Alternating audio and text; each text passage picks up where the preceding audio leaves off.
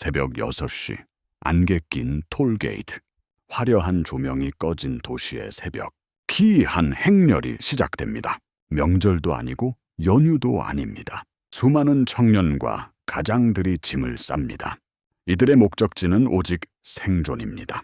제대로 된 월급 봉투를 위해 매일 아침 도시를 탈출합니다. 왕복 3시간 도로 위 전쟁터로, 관광객 천천만 도시의 민낯, 비극적인 출근길 엑소더스. 바로 이곳 전주의 이야기입니다. 뉴스 앵커는 떠들어댑니다. 역대급 인파가 몰렸다. 시청은 자화자찬 현수막을 걸죠. 하지만 그 뒤의 현실을 보십시오. 관광객이 감탄사를 연발할 때 진짜 주인들은 썰물처럼 빠져나갑니다. 화려한 축제의 불빛이 밝아질수록 청년들의 미래는 암전처럼 어두워지죠. 겉은 번지르르, 속은 썩어가는 도시. 이것이 2025년 우리의 민낯입니다. 도대체 왜 떠나야 합니까? 이유는 단순하고 처참합니다. 이 도시엔 아무것도 없기 때문이죠. 눈을 씻고 찾아봅시다. 10대 대기업 본사 여기 있습니까? 반도체 2차 전지 공장? 없습니다. 청년이 꿈꾸는 IT 기업? 없습니다. 5성급 호텔 하나 찾기 힘듭니다. 다른 지자체는 기업 모시기의 혈안인데 평택은 세계 반도체 수도가 됐고 울산은 부자 도시 명성을 지키며 청주는 공장이 밤새 돌아갑니다. 그런데 우리 도시는 어떻습니까? 남들이 최첨단으로 날아오를 때 우리는 기와집 지붕선이나 따졌습니다. 땅 파면 그릇 나오나 감시하고 스카이라인 가리나 심의했죠. 그 결과가 무엇입니까? 친구들이 성과급 자랑할 때 이 도시 청년은 뭘 하고 있나요? 한복 대여점에서 남의 옷을 개고 관광객 쓰레기를 치우며 주차 안내하고 예쁜 카페에서 최저시급을 받습니다. 기회의 불평등은 명백합니다. 양질의 일자리가 사라진 자리에 저임금 알바만 무성하게 자랐습니다. 청년들이 게을러서가 아닙니다. 눈을 낮추라고요. 천만에요.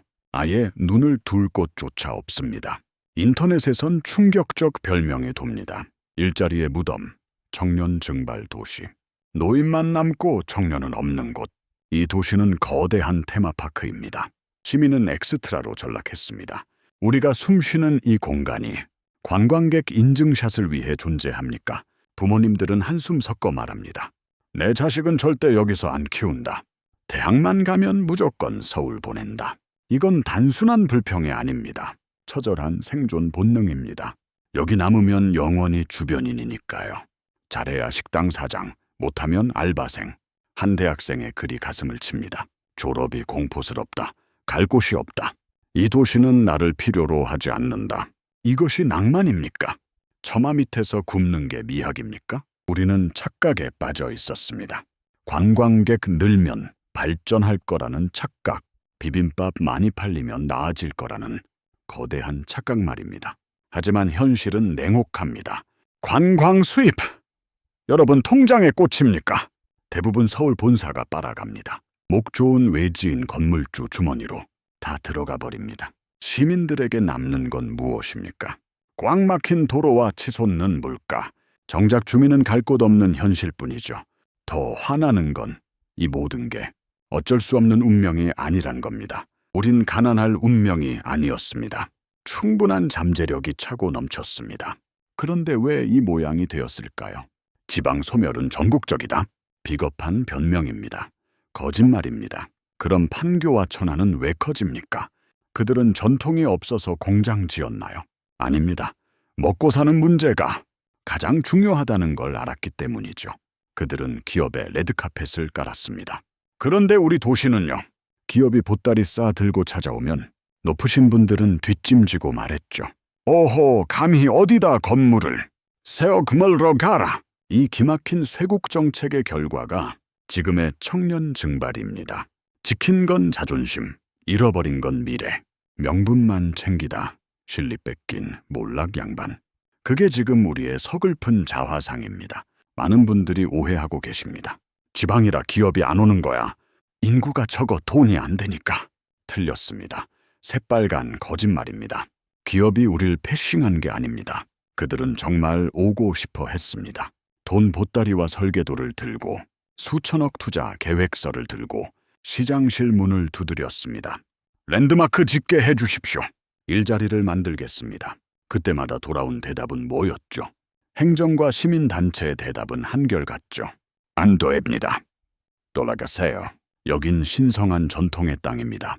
흥선대원군이 환생이라도 했나요?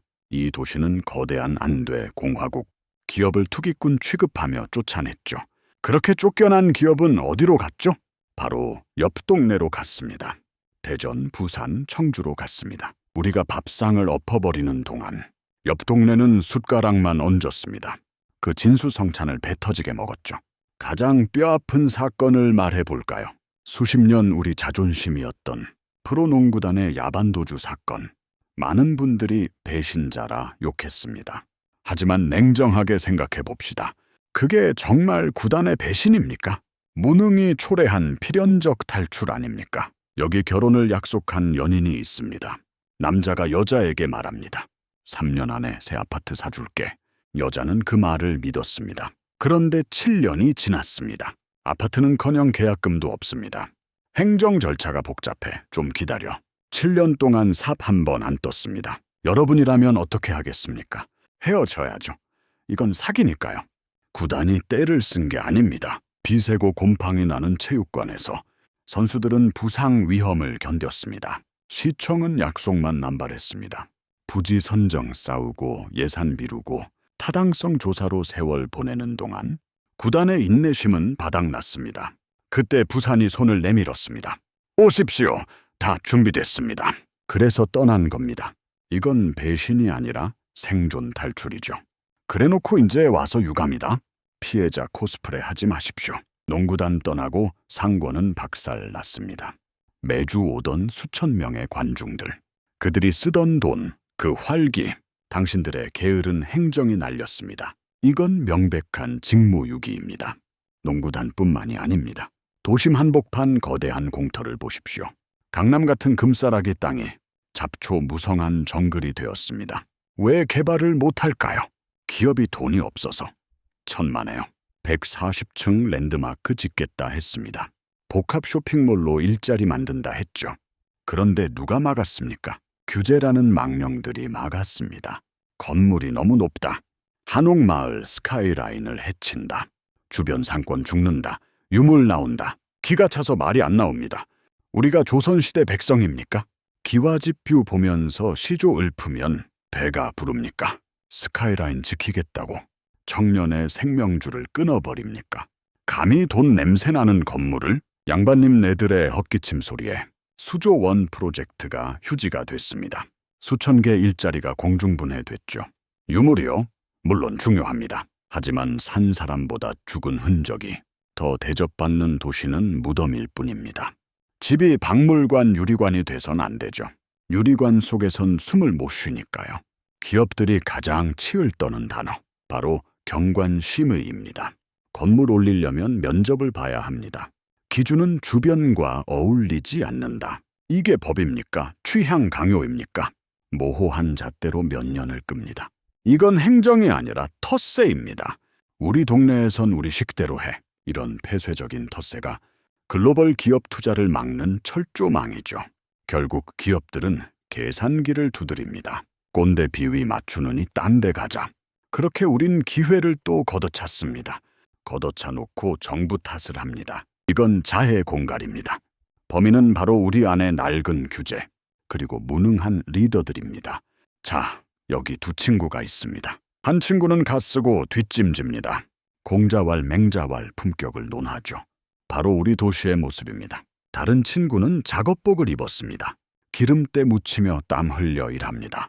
바로 옆 동네 산업도시들입니다. 겉보기엔 누가 더 멋있습니까?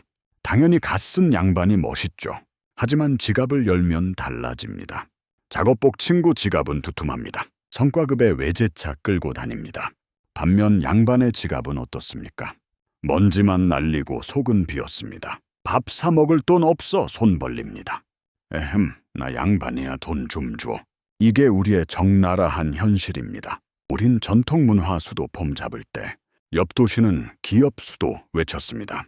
우린 기와장 개수 세고 있을 때 그들은 공장 굴뚝을 늘렸습니다. 결과는 가난한 양반과 부자 노동자, 품격이 밥 먹여주지 않습니다. 돈이 곧 품격인 세상입니다. 더 잔인하게 비교해 볼까요? 우리 주력 상품은 비빔밥입니다. 옆 동네는 반도체, 배터리입니다. 비빔밥 한 그릇 15,000원. 반도체 웨이퍼는 수천만 원입니다. 애초에 체급이 다른 싸움입니다. 비빔밥 100만 그릇 비벼봐야 공장 하루 매출도 못 따라갑니다. 칼 들고 총 든 사람과 싸우는 꼴. 그런데도 정신 승리를 합니다.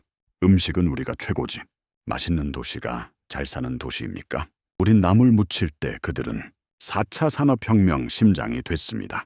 그들은 미래를 팔고 있는데 우리는 과거를 팔고 있습니다. 과거를 파는 건 유통기한이 있죠. 트렌드 바뀌면 뭐 먹고 삽니까?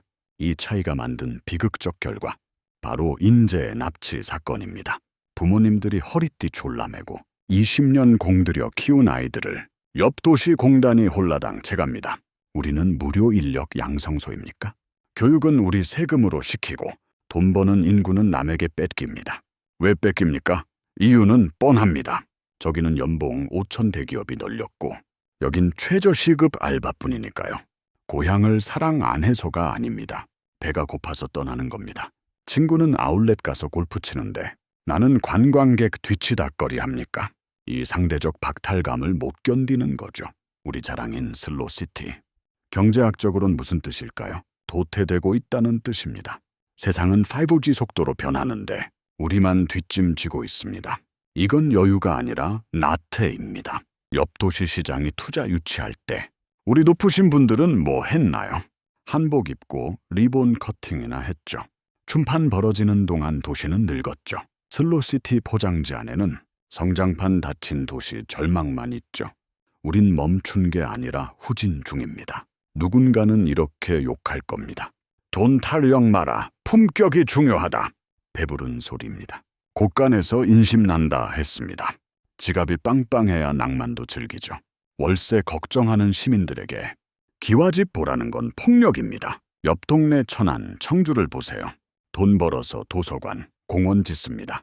세금으로 혜택을 퍼줍니다. 우리는 도로 보수할 돈도 없죠. 가난한 낭만은 궁상입니다. 진짜 도시는 박물관이 아닙니다. 공장이 돌고 빌딩 불이 켜지는, 심장이 뛰는 곳이어야 합니다. 자, 10년 뒤 미래로 가봅시다. 2035년 우리 도시 모습입니다. 거리는 텅 비어 있습니다. 아이들 웃음소리는 사라졌죠. 편의점과 요양병원만 남았습니다. 청년은 떠나고 노인만 남았죠. 관광객이 지나가며 말합니다. 10년 뒤 이 도시는 유적지입니다. 이건 소설이 아닙니다. 통계청이 가리키는 정해진 미래죠. 규제 족쇄를 풀지 않는다면 이 끔찍한 미래는 현실이 됩니다. 역사의 교훈을 기억해야 합니다. 나라 문 걸어 잠근 쇄국 정책. 우리 것 지키자며 배척했죠. 세상은 기차 타고 달릴 때 우린 소달구지 타다 망했습니다. 지금 우리가 딱 그 꼴입니다. 자본은 나쁘다, 개발은 파괴다. 낡은 이념으로 문을 잠그고 있죠. 이건 보존이 아니라 고립입니다. 기업은 자선단체가 아닙니다. 우리가 문전박대하는 사이에 투자금은 수도권으로 빠집니다. 성벽 안에 갇혀 굶어 죽는 꼴. 이보다 큰 어리석음이 있습니까? 반대파는 상생을 말합니다. 희생 강요는 상생이 아닙니다. 그건 기생입니다. 진정한 상생은 경쟁에 있습니다. 대전 성심당을 보십시오.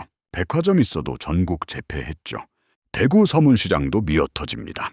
왜 우리 상인만 약자 취급합니까? 빌딩숲 옆 한옥이 더 빛납니다. 개발과 보존은 파트너입니다. 보호해달라 떼쓰지 마십시오. 그 보호막은 비닐봉지였습니다. 숨통을 조이고 있었던 겁니다. 시민 여러분, 청년 여러분, 이제 선택의 시간이 왔습니다.